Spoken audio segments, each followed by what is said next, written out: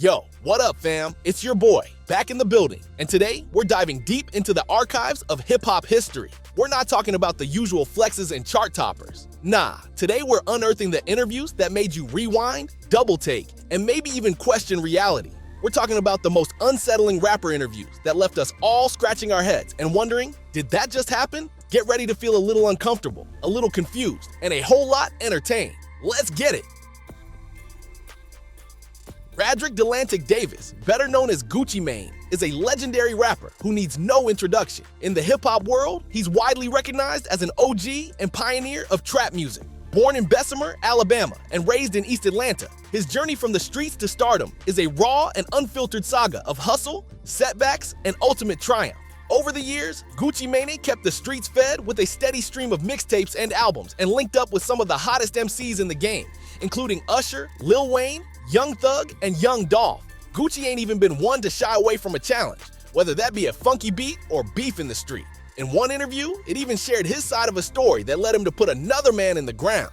Back in 2005, Gucci was beefing with fellow Atlanta rapper Young Jeezy. Jeezy put a $10,000 bounty on Gucci's chain, and this led to a group of men showing up at his crib late at night. During the robbery attempt, Gucci fired off his blick and ended up killing a guy called Pookie Lock. Here's what he said during an interview with Charlemagne several years later. Do you regret anything you did in the street? Yeah, I'm ashamed of a lot of things. I'm gonna say, yeah, I did some things that I wish I didn't do. Even with the murder, even though it was self-defense, do you ever think about that and you think like maybe I could have handled that different, especially when you did like the diss record? He needed to be in the ground. Put his ass where he supposed to be. He tried. That's the old Gucci still there. Nah, that's the truth, man. Yeah. You know, if somebody comes to you try to kill you, Yeah. you know, and self-defense. Hailing from the gritty streets of Chicago's notorious West Side, Von is a rapper who's been going crazy, and he's quickly becoming one of the hottest in the drill scene. His music talks about the rough side of Chicago, and his raw bars have earned him respect from the rap OGs in the state. He blew up by keeping the heat coming with real tracks and videos that match the vibe. But on more than a few occasions, he's snitched on during interviews and claimed he ain't one to be messed with. During one interview on the No Jumper podcast with Adam22, Von let the host know he and his gang were really killers. He went on to say if any of their ops turn up dead, the 5-0 should be looking at them. Here's the clip. They're people who are from similar environments and they always want to like try to find a way to put an end to the murder and everything. But then when I talk to the younger dudes, a lot of times they lying, talking about some incriminating themselves on interviews. Look, for we is killing the ops for. I don't get no. We is killing they ass. So tell them we is killing them for. That's what we doing to the ops for. When they die, look at us. After this, Adam22 gave him a chance to clear his name, but Von doubled down, saying it's them that be taking out the ops. You're not saying that you personally want to be involved in anything like this, right? We, team, whatever you want to call it, we is killing it. I don't have to talk about these interviews if an interview gonna get me locked up, let me know now, cause I'm going to trial as soon as they say, yeah, we got this evidence from this interview. Coming straight from the streets of Louisiana, this cat ain't just a rapper, he's a whole vibe. A spiritual hustler with a mind sharper than a razor blade. He's been grinding since way back, dropping mixtapes and building a buzz that's undeniable. Gates is known for his raw, authentic lyrics that paint vivid pictures of his life experiences, from the poverty-stricken streets of Baton Rouge to his time behind bars. He's not afraid to speak his truth, whether it's about his past as a drug dealer or his spiritual journey. But during one interview back in 2015, he shared some crazy facts with Ebro that left the rap game shook. The Baton Rouge rapper admitted to hooking up with his cousin. Yeah, you heard that right. Here's what went down in the studio. I mean, because it just seemed like for a while there, it was every other week. It was Kevin Gates having with his cousin. Kevin Gates put up a picture of a... Big brother, I met a beautiful woman. Yeah. I never knew her. If I grew up like my sister, I grew up taking baths with my baby sister, you know, so it's, that's gross. But I'm talking about, I never knew this beautiful woman. I get it. My grandmother didn't even know who she was. Mi abuelita, when they talked and she found out who her family was, that's when my grandmother told me, that's your cousin. How long after did we you find had out? already crossed the bridge. But shit got even crazier in a later interview when Gates said that their being related didn't change his mind. We good friends right now, but once I found out I ain't stopped, I was still pinning her to the floor. Cause you know that bed, she could kind of move with the bed on that floor. You can't run from it. You got to take everything I'm giving you. You got to be like that Mexican art-based dope. You got to take everything I put on top of you. But I love it though. I put them legs over my shoulders and I put my hands on that thigh right there. I punch you. Yeah, Gates be wildin' with that story for real. The young and up-and-coming Mississippi rapper, Babyloss, first hit the digital airwaves after linking up with two of the rap game's most hated twins, the Island Boys. Young Babyloss came straight from the SIP, where the bass hits hard and the stories run deep. From the jump, his life in Mississippi helped him forge a path to a place where the rhythm of life gets spun into dope rhymes and beats that make your head nod. After linking up with the Island Boys, Babyloss made a name for himself, and the views started pouring in online. His social media shot up, and soon he was kicking it with some of the best names in the podcast business. But when he sat down with Lil Rich Kevin, something disturbing happened. Here's the clip. You talking about, yeah, y'all look like brother and sister. No, I'm gonna find out she my cousin. Safe to say Babyloss was tripping in this interview, flashing his piece like that. But rappers be rappers. Born Sean John Combs, but known to the streets as Puff Daddy and sometimes Diddy, this cat went from being one of the most successful rappers of his generation to a man nobody wants anything to do with. At one time, he was considered a rap mogul who flipped the game on its head. From Harlem to the top of the charts, Diddy's journey is a masterclass in hustle, turning beats into billions and setting trends that still echo through the culture today. In recent years, Diddy's been pressed by a wave of serious allegations, including sexual assault and misconduct, leading to multiple lawsuits and a federal investigation, while many of his associates tried to separate themselves from him, saying they knew nothing about his crazy life and Diddy parties. Interviews from decades ago seem to suggest a different story. Back in 2002, Diddy kicked it with Conan O'Brien, and this is some of the freaky shit he let slip. You're legendary for the parties that you throw. You throw a great party. I'm a legend, baby, for a whole bunch of things. A killer party. What's the ingredient? What do you do to make just an amazing killer party? Because mine, I put out the Cheese Whiz. I put on the Paula Anka. No one comes. Wrong move. See, you're doing the wrong things. Wrong thing. Okay. This is what you need to do. Women, beautiful women, of course. Beautiful women. Beautiful men for the ladies, of course. But then Diddy mentioned some stuff no one saw coming. I don't know if guys have noticed this, like a lot of ladies drink water at parties. They just, you know, so you have, if you don't have what they need, they're gonna leave. Right. Gotta keep them there. Right. You need locks on the doors. Okay, this is sounding kind of dangerous now. It's a little kinky, but rock with me, but just check it out. You need a lot of heat. You mean that physically the place has to be hot? You don't have no air conditioning. No air conditioning. No. Why is that? Heat affects the alcohol, and it also affects, like, you know, everybody gets a little bit more comfortable and loose. Builds up a nice little sweat. That just sounds disgusting. What are you doing? Depends on the way you look at it. Depends. Oh, people start getting it gets kind of sexy. Is that what you're saying? Yeah, you sexy. New word for you. Nobody even thought twice about those comments back then, but it all makes sense now, don't it?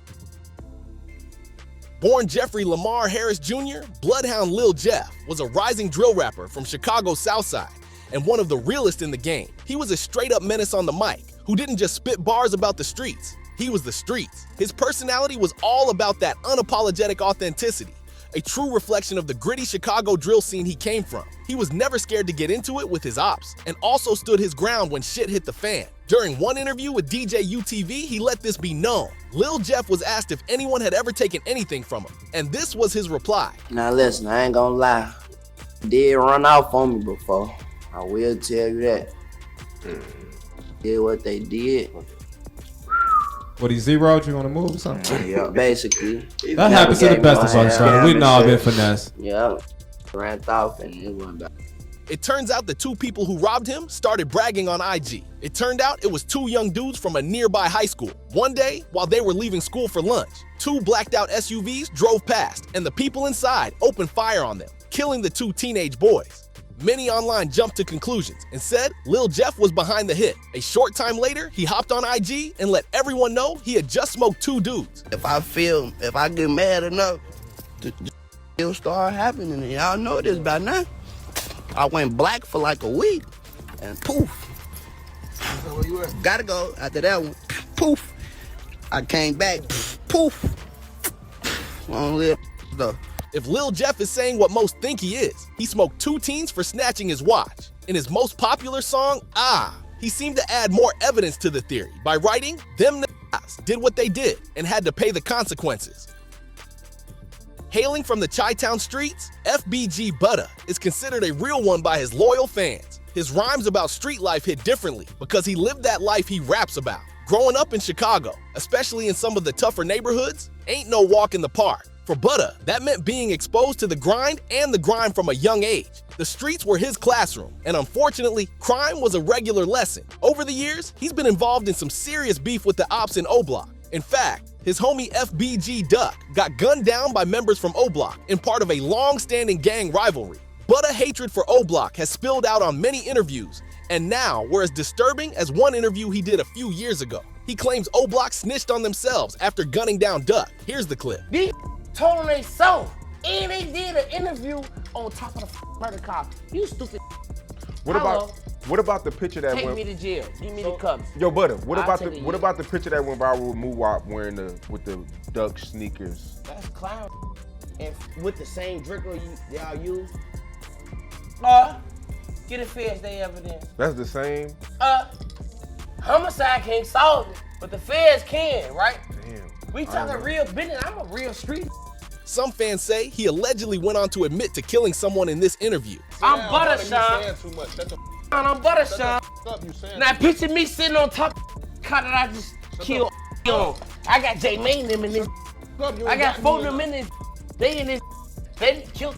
Clips like this really highlight how rap has changed from storytelling into something much darker. Aliana Green, aka Tan the Godborn, was a rising star coming out of Oakland, California. She was a true hustler from the Bay, known for her fierce flow and undeniable presence, and was quickly becoming one of the hottest females in the game before she was tragically gunned down. Folks on the street, her friends and fam, they ain't buying the random act theory. They believe her shooting was targeted. The streets are talking, and while the police ain't dropped the official motive yet, the whispers suggest there's more to this story than meets the eye. Some even think it had something to do with her killing her ex in 2023. When she jumped on Kid L's podcast, she set the record straight and explained why she did what she did. Yeah, it's like, you ain't got no choice. Like, sometimes you really don't have a choice. Like, threatening the whole family and, you know, and you know where people live. And I think about it, I'm like, you know where my loved ones live? You gotta go. you got to go. Especially if you got the audacity to threaten them. What? You threatening my people? Everybody gonna die. Oh, is we? A month after this interview, she hopped on another, where she showed off a disturbing tombstone supposedly of her ex. Here lies my ex. Listen, you should have never died. you should have never played with me, because then I gotta take it to the 3rd degree. So I got this to be extra fucking childish, making families mad. And oh well, because they ain't gonna do shit about it. Smoking on that Axwood pack. Oh yeah, you know it. Matter of fact, I got the smoke on this dead motherfucker as we speak. Hold up. That interview right there had people like, nah, something ain't right. It ain't much different to our next one with one of the most popular names in the game.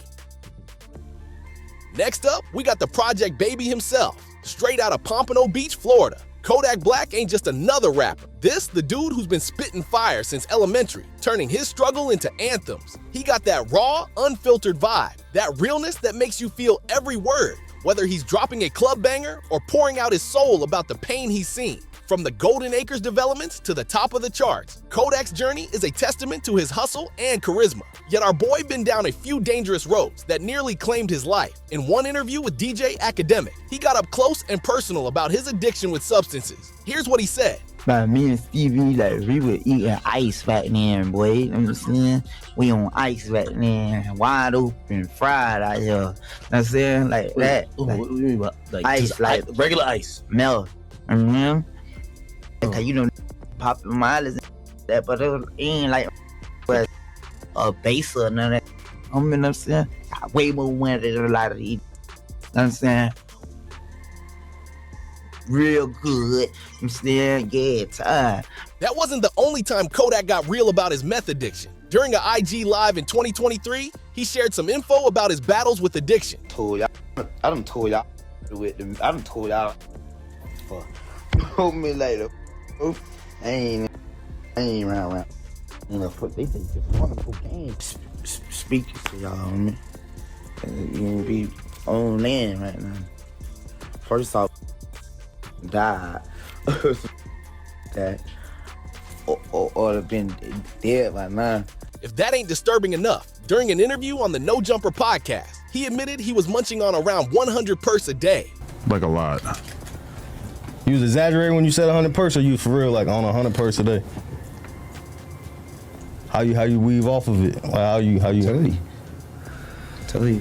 And that's a wrap on our deep dive into the most unsettling rapper interviews. Fam! From the raw, unfiltered stories that make you rewind and question everything, to those moments where the vibe just felt off the chain. We've seen it all. These ain't your average press runs. These are the interviews that stick with you, the ones that show you a side of the artist you never expected. Thanks for watching, fam, and see you all in the next one.